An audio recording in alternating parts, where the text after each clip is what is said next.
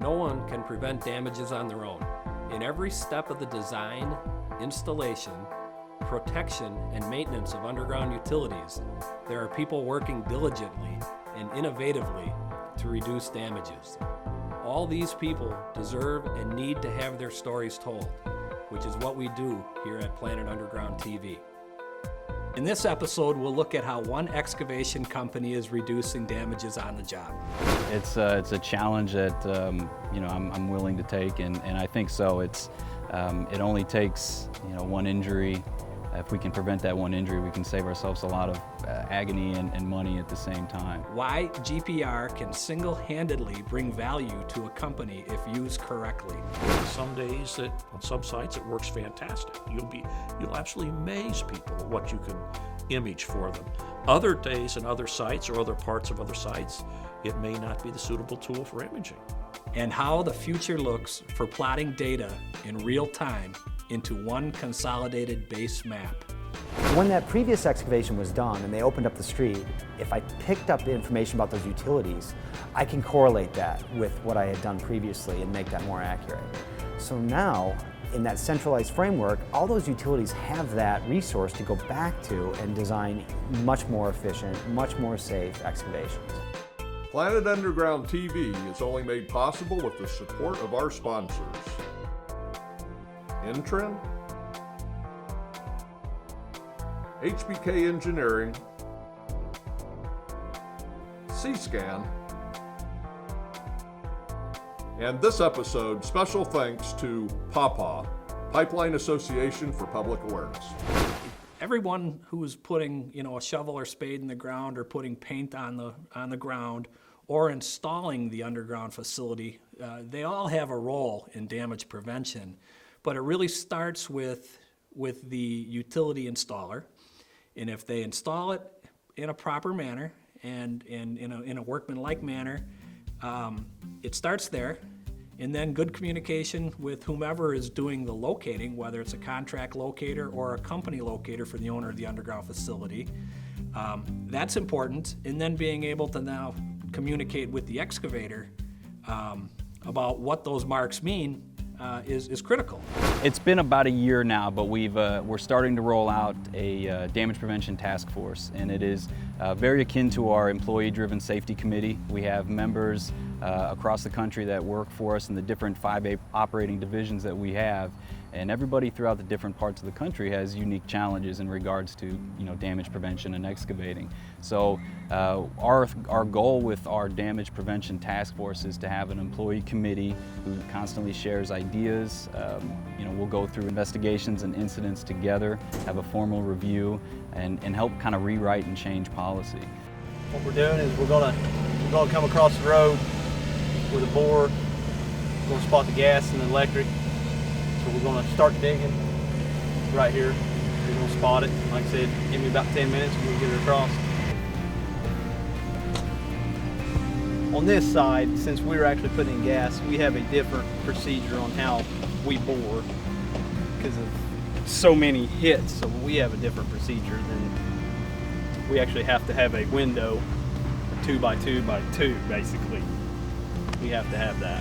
So we have to see our bore head go through and back, and I'm a firm believer in that. As far as if you want to get close to a utility, spotting it and burying it and putting depth on the ground just ain't getting it. If you can see what you're doing with that bore head, you're going to miss a lot. I've known a lot of guys that spot it here, but they come across 5 foot from where they spot it, and it might have dove down another foot or two and they hit it. A lot of people do that. So. Basically, man, the way technology is these days, they've made it really easy to bore, I think. You've got your ball in your box, and basically you're trying to put that ball in that box. And you can always stay out front, so you don't ever have to think about guess where you're going, because you ought to know.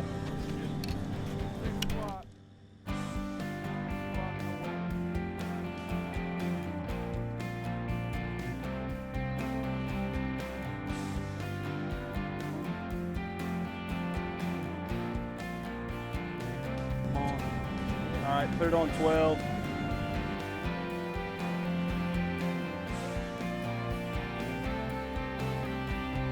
We want to get better at raising the awareness of the hazards, the dangers first, and improving on our loss. It has been a category of loss for us as it is with contractors alike. And you know, I do feel there is a disconnect between the utility and the locate and the contractor, and we're the contractor, and I think we need to be involved in those discussions as much as we can. I think they ought to have a different way of, you know, your third-party locate service to come locate it, because a lot of times the only thing they can do is kind of bleed off onto it. Really, they don't have a direct hookup because they ain't allowed to open transformers. You know, they probably need to come up with a way to be able to locate it better. I hit that big one in a substation. That was the reason they bled off on the other ones. They're not going to let a locate guy inside a substation to hook up to a power, so he kind of just threw his, you know, indirect mode. You know, he kind of just threw it on top of what he thought was it. And we ended up hitting it. So I was standing right over top of it. So, you know, and but that's, you know, that's when you wear your dialect boots. You wear your, you know, you're trying. You know, there's always that possibility. You know, a lot of guys don't want to wear that stuff, but we always kept it on our trucks. You know, I ain't gonna say we wore it all the time, but when we knew we was around electric, we would stick it on. You know, that could have saved my life that day. I'm not 100% sure it didn't. You know, it's just one of those things. Right here we have an AT&T mark right where my left foot is, and it's marked right here and we're running right across it about at 36. Mostly we stayed on the outside of these lines right here, but we do about, since we got 3 lines here, we did 3 individual holes in certain sections. We just make sure it stays in so many feet off, and we'll just run up wherever we were gonna cross it or so. We will pothole it right there just to verify it. Locators can come in and get a reading where these lines are, but they could either be a foot to either 6 feet off. 10, 11 o'clock. It's not very consistent half the time. Like I said, it's a struggle trying to find. We don't know how deep they are. We don't know how far they're off the locates. It's time consuming, it really is, but it's just something that we gotta do and we gotta find it. When I first started 5 years ago, and I would come out on a job sites, I'd see a lot of paint on the ground. Was curious what those were. Obviously they were locates, but I was really taken aback when I found out that there's no depths given for those locates. That's just paint on the ground that tells you that there's something in the ground here, but we're not going to share with you the depth of it. To me, that seemed right off the bat a huge obstacle that we're constantly having to overcome. You do find a lot of rework being done. You know, you have a 36-inch hole that you're digging and then you can't find what you're looking for, and then 40 minutes later it's a 5-foot hole and you still haven't found what you're looking for. It's still an obstacle we have to overcome. Spin, spin, spin.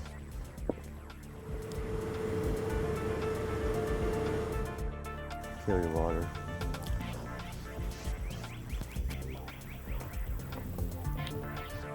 Put it on 12, put it on 12. Shut it down, shut it down. Copy that. We're getting ready to pull back our pipe. We've got our head stuck out of the ground. We'll start shooting water and he'll start pulling back his rods, pipe by pipe, and there goes pipe in the ground. Okay, Hester, you can dead pull, dead pull. Dead pull. Bundy. Slack.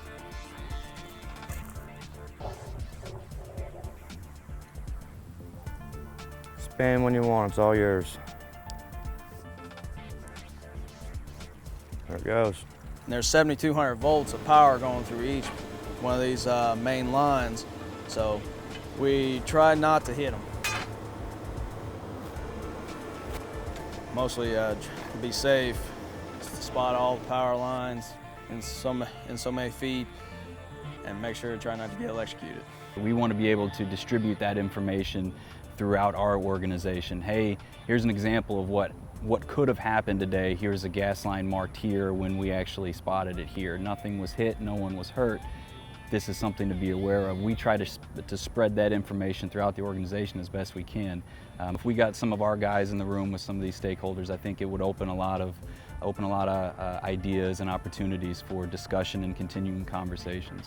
If it's going to help us in the long run and contractors similar to us be better about damage prevention and help save some lives, I'm all for it.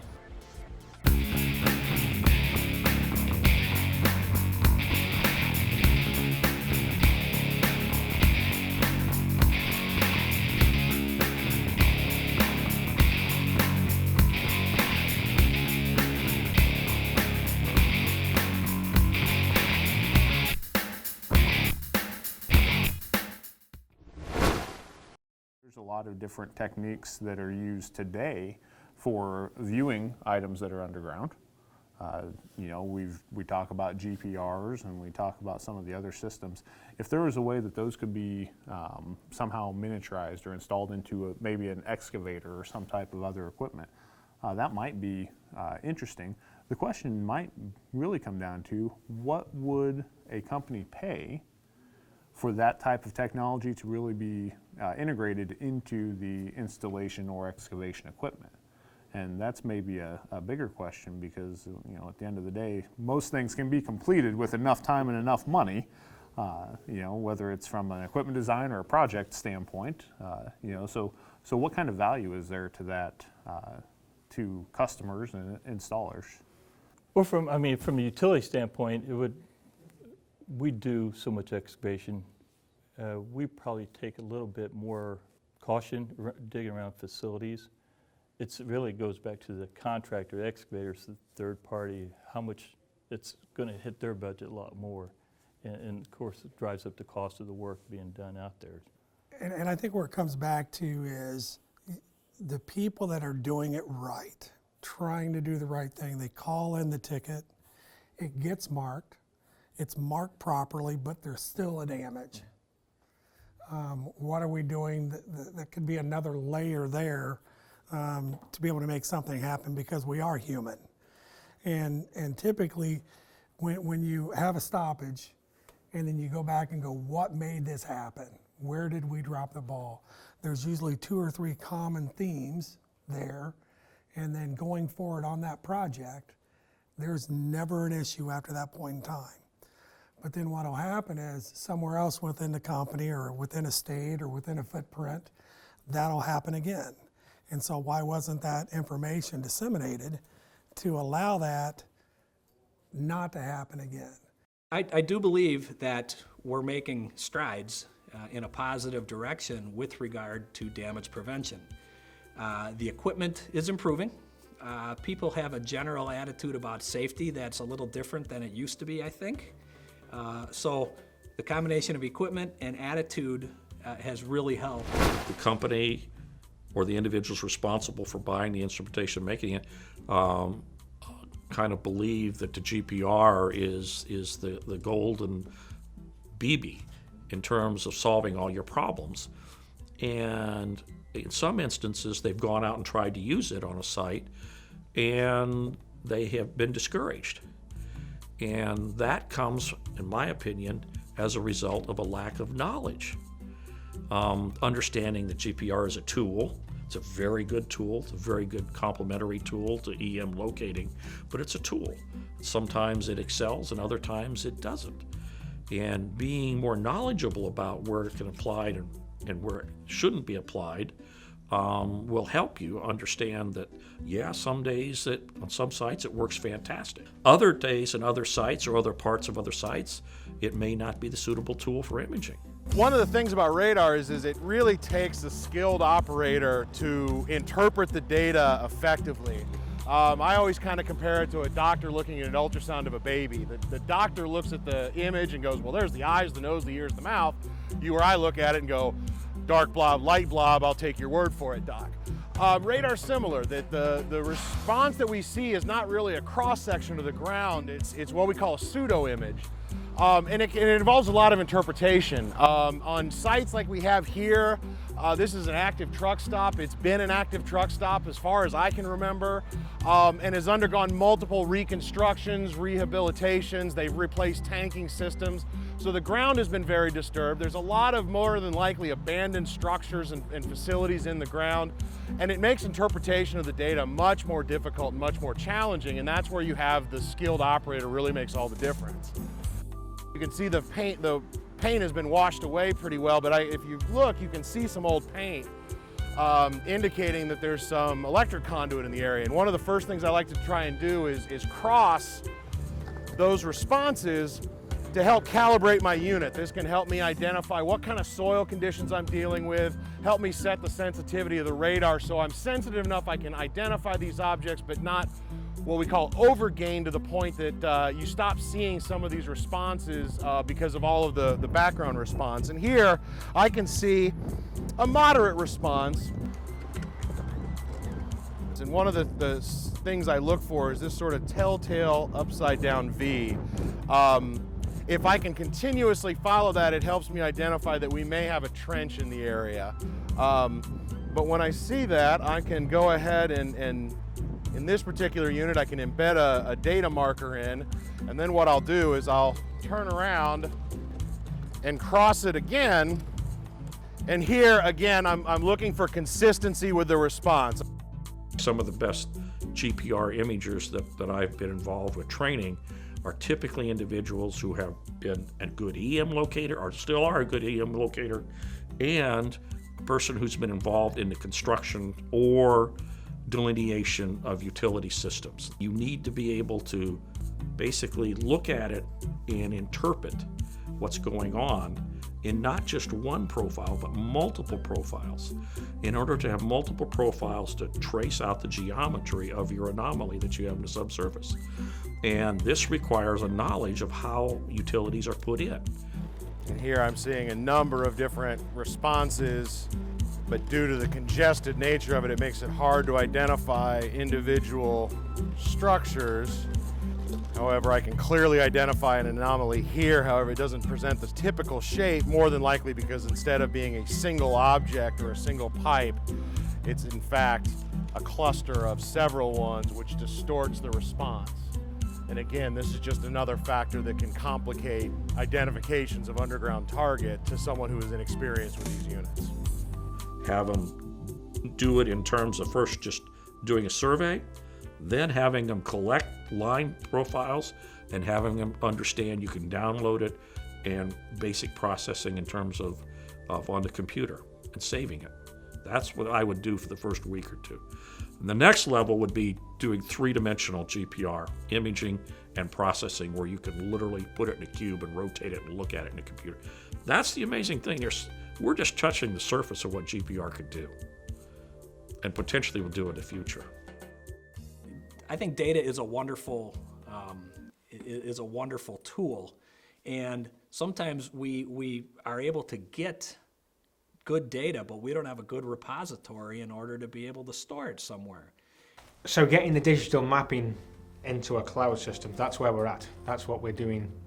That's what we're doing now. That's one of our solutions, is to get the information from a locator through a device which has a GIS collector, to try and get some information in here. So if you need to record some additional information, it can be done in the field, and that's automatically sent to a cloud. So we need to have a simple solution for the guys in the field, so they could just walk out and just shoot point to the locator, send that data straight back into a cloud in real time. So someone in the office can identify, do we have an issue? Do we need to go back and look at something? And this can be done while the operator's in the field. They don't need to then create another ticket to go back and do it. But that's also the same point for GPR, for radar. The system, the solution that we have, we can do the survey on the tablet, on the control room screen itself. You don't have to get the information back into the office. So we can do the utility survey in the field, mark all of our pipes, and then send that straight into the cloud as well. So again, if there's another issue identified, then it can be fed back to the operator in the field, and then they can go back and do another survey, collect some more data. And the raw data is also sent back to the office, so all the information has been transferred as quickly and as easily as possible. The Office of Underground Coordination it's an amazing institution. I mean, I know at times it can be, individuals can use it as a scapegoat, in my opinion, at times, of delaying a project or taking time for a permitting process. But I can only imagine the amount over the years, the safety that it's provided to construction crews that they never realized came from the OUC. The coordination that happens early on. When we work in other cities, we don't typically have the ability to have a place where we can get all of the atlases. It started out, obviously in the very early days, it was all paper. But today, why do companies push back a little bit, I think, is the question of being able to share, or why are they nervous to bring stuff together? And it's, these systems have confidential elements to them. If we look at a power company, they're going to be sensitive into trying to be able to put out to the public for someone digging in the street to get information on the electrical grid, and to be able to see what's in a specific conduit system. Is it distribution? Is it transmission? Is it serving what substation? And these are things that they already have internally attached to their atlases now. In the modern world, more it's electronic. They can hold their own data. So for them to easily give away information on theirs, sometimes they're nervous it'll have attached to it information that's confidential. When we come out for a project, we don't just get the information for the exact area that we're working. We might get 4 or 5 city blocks around us. So 2 weeks from now, we might be able to bring that OUC data out here, and it would give us an indication of where sewer lines are located, or gas mains, water lines, manholes, that type of thing. And so what we've learned over the last 17 years of being very fortunate and spoiled to have worked with almost every pipe, wire, and conduit company, let's say within the city of Chicago, we learned a lot in that path, and we had a lot of ideas and initiatives very early on that we thought were foolproof.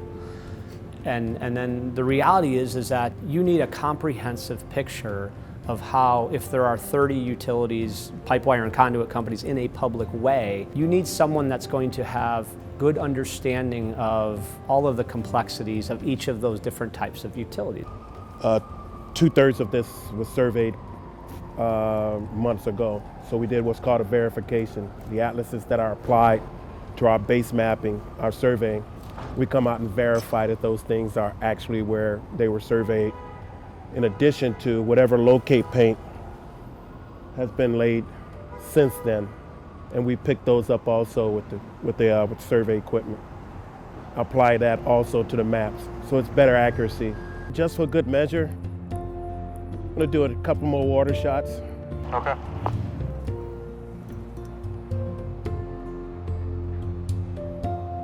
Okay. Sweet. Last point number?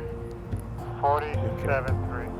And that's where we come back now to the three-dimensional base map. Sure. And of the future, if you looked at that and you have this information coming off of a locate device and then feeding back in, that utility that you couldn't find on the print, now entered onto the print.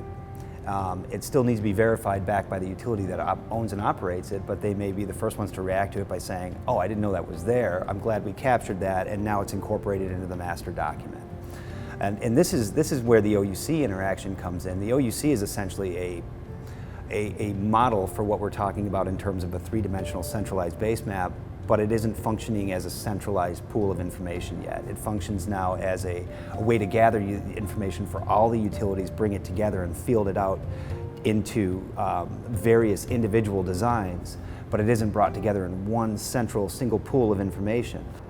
I can't address the number of times we've had a base map of one of our clients.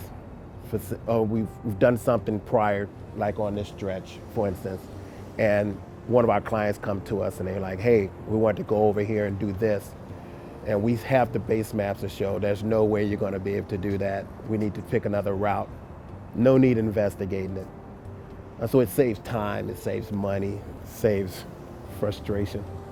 So good base mapping go a long way. People have asked us before, why are you interested in the creation of a consolidated base map? Isn't that what you do? And our answer back is, well, we don't want to get paid to keep redrawing the world. We want to get paid to do new designs of improvements on top of what is already there.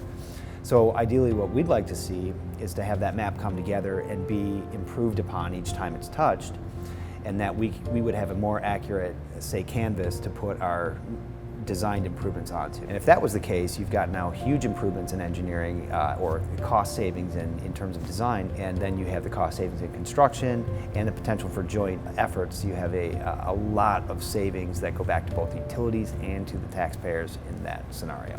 Shared excavation and shared excavation cost and that planning, the coordination, that was always the goal of the OUC. One of the major complaints was, excavator X, Y, and Z comes in to do their main replacement. They do a patch and refinish the street, and then 2 weeks later, somebody else is digging up that same street. And that type of coordination in a future forward combined map, that reduces cost all over the place, from locating, the facility protection, the design, and the shared excavation cost. That's awesome.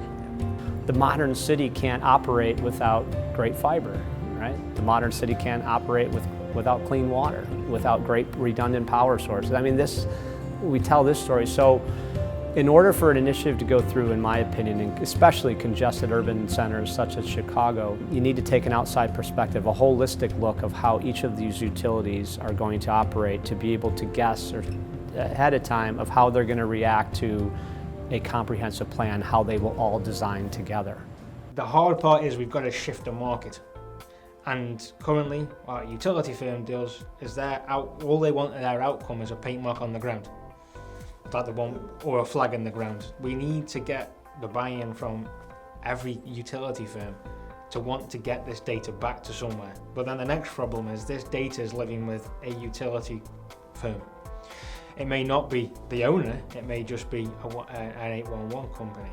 So this data needs to go back somewhere else. It needs to go back to a central database almost, where everyone has got access to this live data. The underground facility owner would benefit by having the data belonging to other utility facility owners, whether it's the municipal people, whether it's the other utilities, what have you. But we would all be able to probably reduce the amount of impact on all of the others if we knew where everyone else was.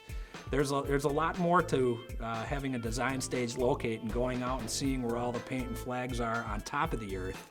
But if you had some information about depth and grade changes and where structure is below grade, it would benefit everybody. It's just a matter of how are we going to get people to share that data, because people think that their data is proprietary, and when in reality, when you call for a locate, each of the owners of the underground facilities are going out and putting flags and paint down, telling you where their stuff is. So what's the problem with sharing that data?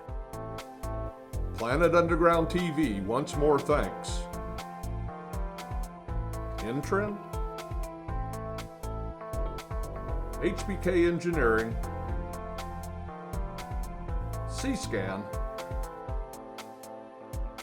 and this episode, special thanks to PAPA, Pipeline Association for Public Awareness.